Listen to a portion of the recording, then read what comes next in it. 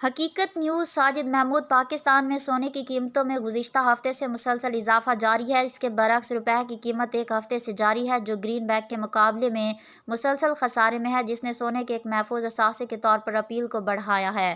All Pakistan صرافہ James and jewellers ایسوسی ایشن APSGJA کی جانب سے جاری کردہ اعداد و شمار کے مطابق سونے کی فی تولہ قیمت میں 10 روپے کا اضافہ ہوا۔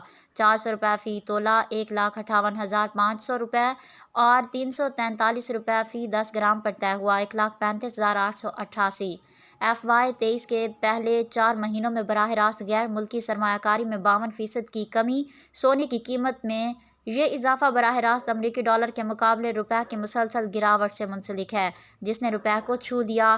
آج اوپن مارکیٹ میں 231 سونے کی مانگ کو بڑھا رہا ہے، کیونکہ اسے غیر یقینی صورتحال کے دور میں ایک محفوظ اثاثہ سمجھا جاتا ہے۔ چونکہ پاکستان مقامی طور پر سونا پیدا نہیں کرتا اور مقامی طلب کو درآمدات کے ذریعے پورا کرتا ہے، اس لیے شے کی قیمت کا تعین عالمی مارکیٹ، مقامی منڈیوں میں طلب اور رسد اور شرح مبادلہ کے مطابق کیا جاتا ہے۔ تاہم مقامی مارکیٹ میں چاندی کی قیمت 1,000 روپے پر مستحکم رہی، 1,690 فی تولہ اور 1,448.90 روپے فی 10 گرام۔